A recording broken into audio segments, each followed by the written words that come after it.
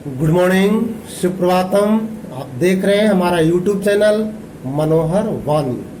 आज के इस वीडियो में मैं आप लोगों को हिंदी पाठ्य पुस्तक क्षितिज भाग 1 के गद्य खंड के अंतर्गत पाठ 5 का दूसरा पार्ट पढ़ाने जा रहा हूं, जिसका शीर्षक है नाना साहब की पुत्री देवी मैना को भस्म कर दिया गया। और इस पाठ की लेखिका है चपला देवी। पिछले वीडियो में आप लोगों ने देखा कि नाना साहब की पुत्री मैना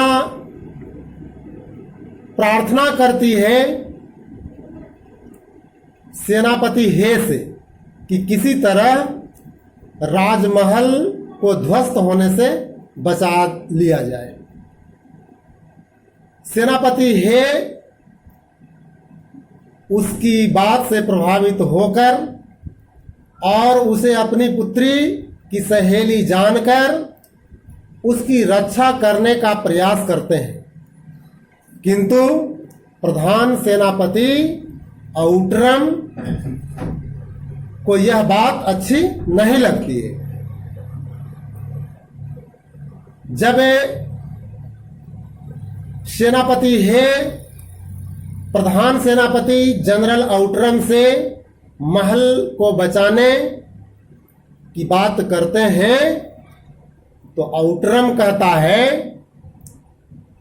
कि गवर्नर जनरल की आज्ञा के बिना यह संभव नहीं। यानी नाना साहब के राजमहल की रक्षा करना मेरे भी बस की बात नहीं है। यह गवर्नर जनरल की आज्ञा के बिना संभव नहीं है। तो क्योंकि नाना साहब पर अंग्रेजों का क्रोध बहुत अधिक है, नाना के वंश या महल पर दया दिखाना असंभव है। तो इस पर सेनापति हे कहते हैं कि तो लॉर्ड कैनिंग जो गवर्नर जनरल है उनको इस विषय का एक तार देना चाहिए। यानी नाना साहब के महल को बचाने के लिए गवर्नर जनरल लॉर्ड कैनिंग के पास एक तार भेजना चाहिए। औट्रम कहता इस पर, आखिर आप ऐसा क्यों चाहते हैं? हम यह महल विध्वंस किए बिना और नाना की लड़की को गिरफ्तार किए बिना नहीं छोड़ सकते। सेनापति हे मन में दुखी होकर वहां से चला गया। जब औट्रम ने इनकी बात को स्वीकार नहीं किया तो वे दुखी होकर वहां से चले गए। इसके बाद जनरल औट्रम ने नाना का महल फिर घेर लिया। महल का फाटक तोड़कर अंग्रेज सेनापति भीतर घुस गए और मैना को खोजने लगे, किंतु आश्चर्य है कि सारे महल का कोना कोना खोज डाला पर मैना का पता नहीं लगा। मैना कहां छिप गई यह पता नहीं चला, क्योंकि राजमहल बहुत बड़ा था और उसमें इस तरह के अंडरग्राउंड बनाए गए थे कि अंग्रेज सेनापति उसे ढूंढ नहीं पाए। उसी दिन संध्या समय लॉर्ड कैनिंग का एक तार आया। लॉर्ड कैनिंग जो गवर्नर जनरल है उसने एक तार भेजा जिसका आशय यानी जिसका मतलब इस प्रकार था। उस तार में क्या लिखा था, उस तार को भेजने का आशय क्या था, मतलब क्या था कि लंदन के मंत्रिमंडल का यह मत है, यानी लंदन के मंत्रिमंडल का यह विचार है कि नाना का स्मृति चिन्ह तक मिटा दिया जाए, नाना का नामो निशान मिटा दिया जाए। इसलिए वहां की आज्ञा के विरुद्ध कुछ नहीं हो सकता। उसी क्षण क्रूर जनरल आउटरम की आज्ञा से नाना साहब के सुविशाल, सुविशाल मतलब बहुत विशाल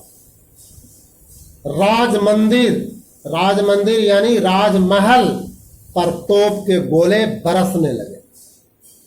राजमहल पर तोप के गोले दनादन छूटने लगे।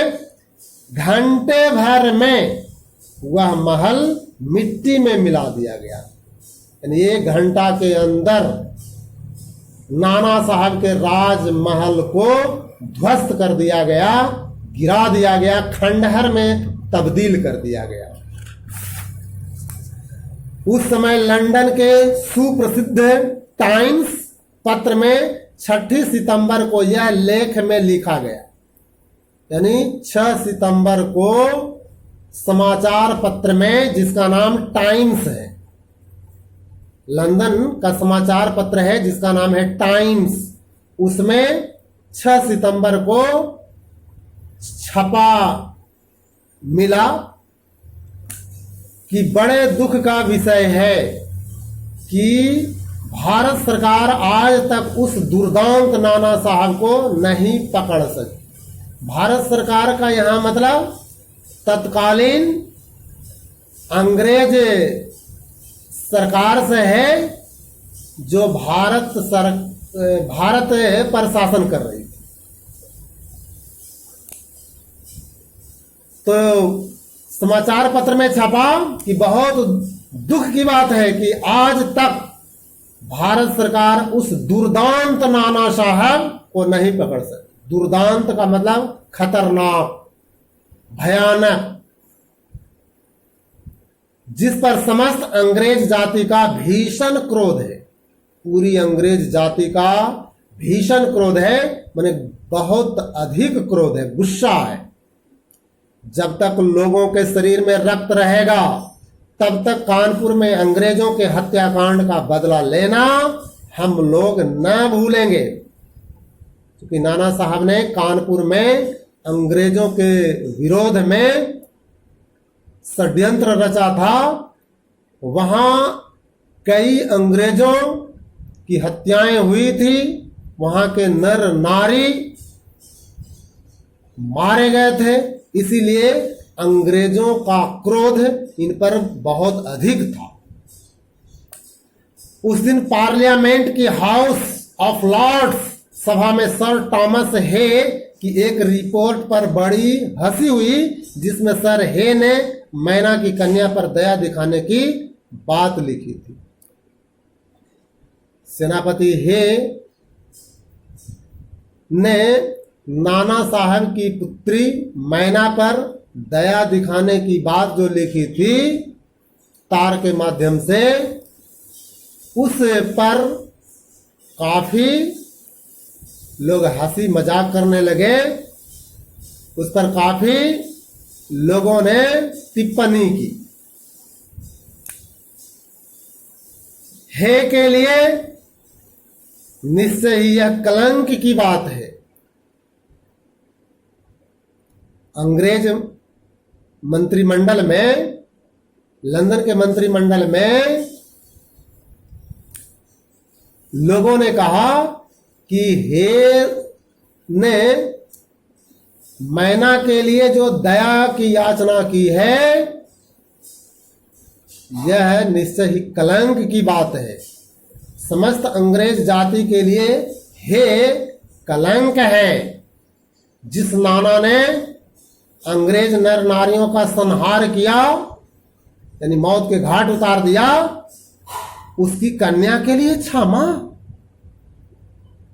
अपना सारा जीवन युद्ध में बिताकर अंत में वृद्धावस्था में सर थॉमस हे एक मामूली महाराष्ट्र बालिका के सौंदर्य पर मोहित होकर अपना कर्तव्य ही भूल गए।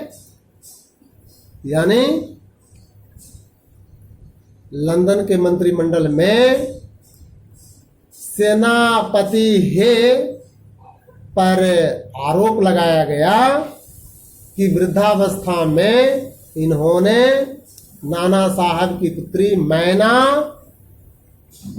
से प्रेम करने लगे। ये प्रेम पास में फंस गए, बंध गए।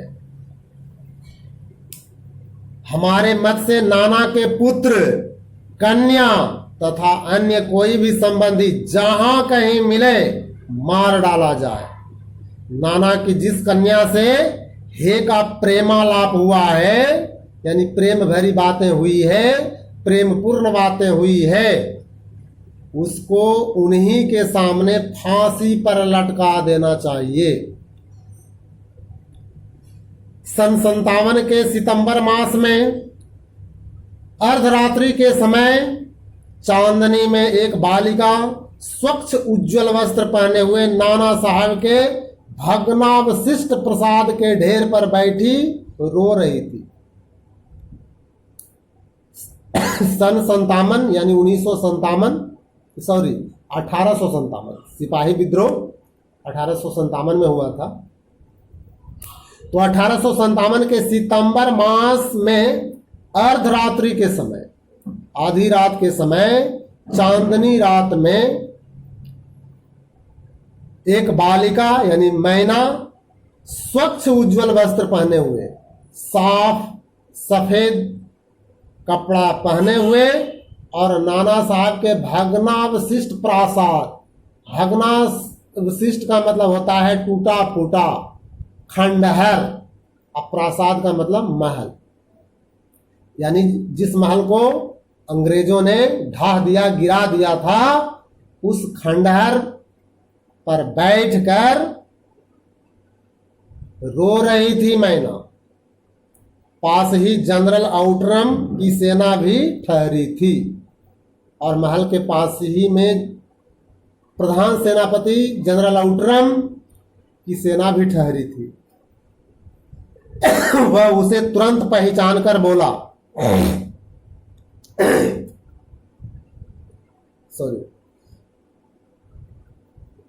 कुछ सैनिक रात्रि के समय रोने की आवाज सुनकर वहां गए। बालिका केवल रो रही थी, सैनिकों के प्रश्न का कोई उत्तर नहीं दे रही थी। इसके बाद कराल रूपधारी यानी भयानक चेहरा वाला, दुर्दांत चेहरा वाला जनरल आउटरम भी वहां पहुंच गया। वह उसे तुरंत पहचान कर बोला, ओह, यह नाना की लड़की मैना है। पर वह बालिका किसी ओर न देखती थी और न अपने चारों ओर सैनिकों को देखकर जरा भी डरी। यह भी एक निर्भीक बालिका थी, राजा की पुत्री थी, इसलिए वह तनिक भी नहीं डरी। जनरल आउटरम ने आगे बढ़कर कहा, अंग्रेज सरकार की आज्ञा से मैंने तुम्हें गिरफ्तार किया। मैना उसके मुंह की ओर देखकर आर्त स्वर में बोली, आर्त स्वर मतलब दुखी स्वर में बोली, मुझे कुछ समय दीजिए जिससे आज मैं यहां जी भरकर रो लूं। मुझे यहां कम से कम रोने भी तो दीजिए, कुछ समय दीजिए ताकि मैं जी भरकर रो लूं। पर पाषाण हृदय वाले मतलब कठोर दिल वाले जनरल ने उसकी अंतिम इच्छा भी पूरी होने न दी। बालिका मैना की इच्छा थी कि वह खंडहर में तब्दील राजमहल के ढेर पर बैठकर जी भरकर रोए। इसके लिए वह समय मांगी, किंतु जनरल आउटरम ने उसे रोने की भी छूट नहीं दी। उसी समय मैना के हाथ में हथकड़ी पड़ी और वह कानपुर के किले में लाकर कैद कर दी गई। कानपुर के किले में लाकर उसे बंद कर दिया गया, जहां नाना साहब क्रांतिकारी गतिविधियां अपनाते थे। उस समय महाराष्ट्रीय इतिहास वेत्ता महादेव चिटनवीस के बाखर पत्र में छपा था। बाखर पत्र यानी बाखर समाचार पत्र में छपा था, जो महाराष्ट्र का समाचार पत्र है, उसमें छपा, लेख छपा, क्या छपा कि कल कानपुर के किले में एक भीषण हत्याकांड हो गया। नाना साहब की एकमात्र कन्या मैना धधकती हुई आग में जलाकर भस्म कर दी गई। भीषण अग्नि में शांत और सरल मूर्ति उस अनुपमा बालिका को जलती देख सबने उसे देवी समझकर प्रणाम किया। सभी लोगों ने बालिका मैना को असाधारण बालिका समझकर, बल्कि यूं कहें कि उसे देवी मानकर नमस्कार किया, प्रणाम किया। यह कोई साधारण बालिका नहीं थी, अपितु यह देवी तुल्य थी। इसलिए यह वंदनीय है, पूजनीय है। इस तरह से बालिका मैना को क्रूर अंग्रेजों ने जलाकर राख कर दिया। तो इस तरह से यह पाठ यहीं पर समाप्त होता है। फिर मिलते हैं दूसरी वीडियो में। तब तक के लिए बाय बाय।